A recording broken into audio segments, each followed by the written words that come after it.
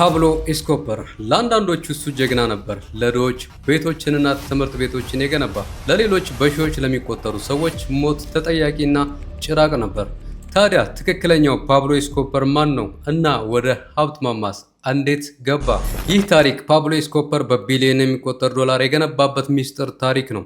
በ1970ዎቹ ኮኬን በአሜሪካና በአውሮፓ ሀገራት በጣም ተወዳጅና ተፈላጊ የሆነ መጣ። ሞዴሎች፣ ፖለቲከኞች፣ ትልቅ ቦታ ያሉ ባለስልጣናትና ዝነኞች ሁሉም በከፍተኛ ሁኔታ ይጠቀሙታል። ማራኪ፣ ሱስ አስያዥና ለነጋዴዎችም ደግሞ እጅግ በጣም ትርፋማ ነበር። ግን ኤስኮበር ኮኬን እንዴት እንደሚሰራ ወይም ደግሞ ለማን እንደሚሸጥ አያውቅም ነበር። እናም ይህንን የሚያጓጓ ገቢ የሚያስገኝ አደገኛ እጽ እንዴት መቆጣጠር እንዳለበት ማብሰልሰል ጀመረ። ቀደም ሲል በመኪና ስርቆት፣ በማጭበርበር አልፎ ተርፎም በሰዎች ጠለፋ የወንጀል ስራውን ጀምሯል። ፓብሎ ኤስኮበር እንደ ድል ሆኖለት ደግሞ የትውልድ ሀገሩ ሜድሊን ኮሎምቢያ በጊዜው በሰሜንና በደቡብ አሜሪካ መካከል የአደንዛዥ እጽ ማዘዋወሪያ ማዕከል በመባል ይታወቃል። የ24 ዓመቱ ፓብሎ ኤስኮበር በድህነት ያደገ በመሆኑ ሀብታም ለመሆን ቆርጦ ተነስቷል። እንዳልኳችሁ ፓብሎ ኤስኮበር የሚያውቀው አመፅ ነው። ስለዚህ ኤስኮበር ይህንን ተጠቅሞ በጫካ ውስጥ የነበሩ ትንንሽ የኮኬ ማምረቻዎችን በመቆጣጠር ወደ አንድ ትልቅ ድርጅት አዋሃዳቸው። ስሙ ሜድሊን ካርቴል ተባለ። አሁን ህልሙ የሆነውን ሌሎች ሀብታም ሲሆኑ ያየበትን የእጽ ማዘዋወር ስራ በፍጥነት ኃይሉን በመጠቀም በእጁ አስገባ።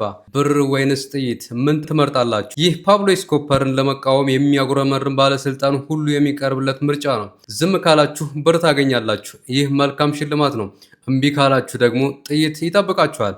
ምርጫው እናንተ ነው ይላቸዋል። ይህ ጨካኝ ስልት አንድን የአደገኛ እጽ አዘዋዋሪ በቢሊዮን የሚቆጠር ዶላር ግዛት እንዲገነባ መሰረት የሆነው ቁልፍ ነጥብ ነው። በኤስኮበር መሪነት ካርቴሉ እጅግ በጣም የተራቀቀ ድርጅት ሆነ። በኮሎምቢያ ዙሪያ የኮኬን ማምረቻ ፋብሪካዎችን፣ አውሮፕላኖችን፣ ሄሊኮፕተሮችን እንዲሁም በባሃማስ ደሴት ላይ ደግሞ ወደ አሜሪካ ኮኬን ለመላክ የሚያገለግል መነሻ ጣቢያ ተሰራ። እናም በ1980ዎቹ መጀመሪያ ኤስኮበር አንድ ትልቅ ኢኮኖሚ ገነባ። በጊዜው በአሜሪካ የሚገዛውና የሚሸጠው የኮኬን አደንዛዥ እጽ 80% የሚሆነው በሱ ቁጥጥር ስር ነበር። በጣም ብዙ ገንዘብ ስለነበረው ምን ማድረግ እንዳለበት እንኳን አያውቅም ነበር። የገንዘብ ጥቅሎችን በአንድ ላይ በማሰር የሱ ቅንጡ አፓርታማዎች የሰው ልጆች የሚኖርባቸው ሳይሆን ጥሬ ገንዘብ ወይም ደግሞ ዶላር የሚከማችባቸው ማከማቻዎች ሆኑ። በሚሊዮን ዶላር በካሽ እየታሰረ ወደ እነዚህ ቤቶች ይዘረገፋል። ቢሆንም ግን የፓብሎ ኤስኮበርን ሜድሊን ካርቴል የሚቃወሙና ከያዘው የእጽ አዘዋዋሪነት ትልቅ የሀብት መንገድ ለማስቆም የሚሞክሩ የኮሎምቢያ የመንግስት አካላት፣ ፖሊስና ዳኞች የሚሰራውን ስራ እንዲያቆም ትግላቸውን ቀጠሉ። ግን ፓብሎ ኤስኮበር አደገኛ ነበር። በአንድ ወቅት ሙሉ የሀገሪቱን ዕዳ ልክፈልና ልስራ በማለት ለኮሎምቢያ መንግስት ጥያቄ አቀረበ። አስቡት ምን ያክል አቅም እንደገነባ።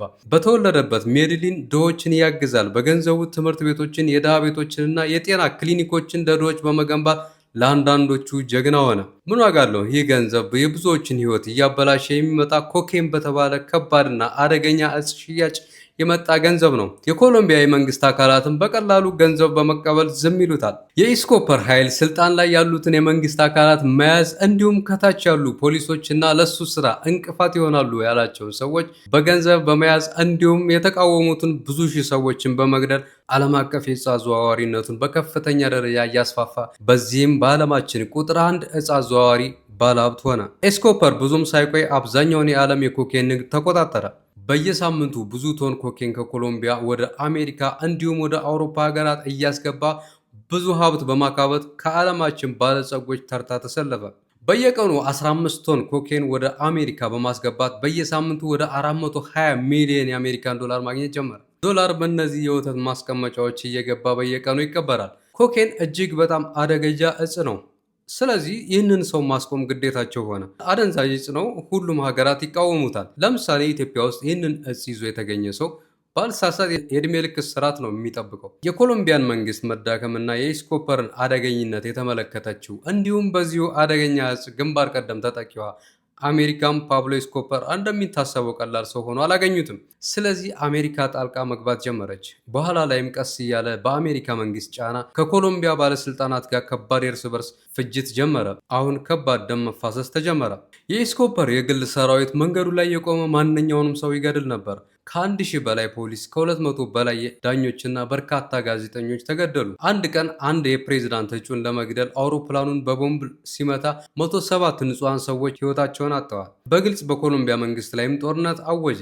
በዓለም ዙሪያ በኮሎምቢያ መንግስት ላይ የነበረው ጫናም እየጨመረ ሄደ። ለምን ዝም አሉት? ለምን ማስቆም አልቻሉም? በመጨረሻም ጫናው ሲበረታበት ኤስኮባር አንድ አስገራሚ ስምምነት አቀረበ። እሱ እጁን ይሰጣል፣ ግን የራሱን እስር ቤት እንዲገነባ እንዲፈቀድለት ጠየቀ። ማለት የቁም እስረኛ እንደሚባለው ማለት ነው። እና መንግስትም በአስገራሚ ሁኔታ በዚህ ሀሳብ ተስማማ። ይህ እስር ቤት ላ ካቴድራል ተባለ። ይህም ከእስር ቤት ይልቅ የመዝናኛ ስፍራን የሚመስል ነበር። መዋኛ ገንዳ፣ ኳስ ሜዳና ሌሎች መዝናኛዎችን የያዘ ትልቅ ግቢ ነው። ግን ከውስጥ ሆኖም ቢሆን ኤስኮባር ንግዱን ማስኬዱን ቀጠለ። እስከ $1 ሚሊዮን የሚደርስ ገንዘብም በእነዚህ የወተት ማሰሮዎች ውስጥ ተጠቅጥቆ በድብቅ በጠዋት እስር ቤት ግቢ ውስጥ ይገባ ነበር፣ እናም ይቀበራል። በኋላ ላይም በላ ካቴድራል እስር ቤት ውስጥ የራሱን ሰዎች መግደል ሲጀምር ቆይታው ማብቃት ጀመረ።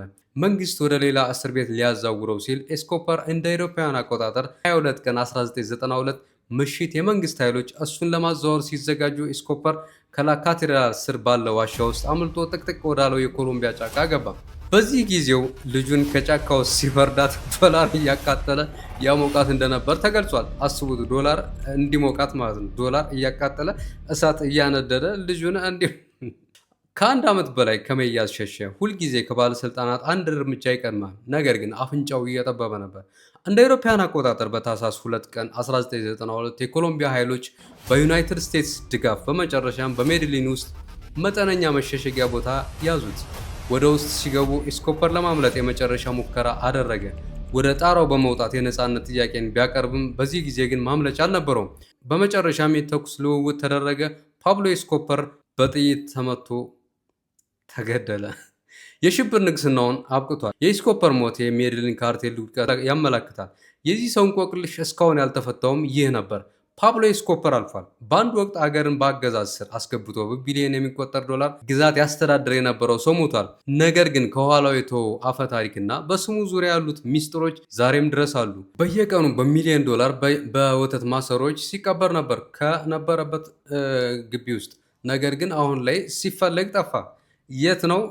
ማንም የሚያውቅ የለም። ማለት አስቡት፣ ይህንን የሚያክል ሀብት እሱ ከሞተ በኋላ በጣም እንቆቅልሽ ሆኖ የቆየው ነገር ይሄ ነው። በየቀኑ ሲቀበሩ የነበሩ በወተት ማሰሩ ተጠቅጥቀው በሚሊዮን ዶላር በየቀኑ ሲቀበር የነበረው ገንዘብ የት ሄደ ነው? ማንም ሊያገኛቸው አልቻለም። ግቢው ተፈልጓል፣ ግን ሊገኝ አልቻለም። የት ገቡ የሚለው የሁሉም ሰው ጥያቄ ነበር። ይሄ ነገር እስካሁን ድረስ አልተፈታም። አሪፍ ቪዲዮዎችን በየጊዜው ለቃለሁ። አብራችሁኝ ስለቆያችሁ አመሰግናለሁ። ሰብስክራይብ አድርጉ፣ እንዲሁም ቪዲዮውን ላይክ አድርጉ። ይመቻችሁ።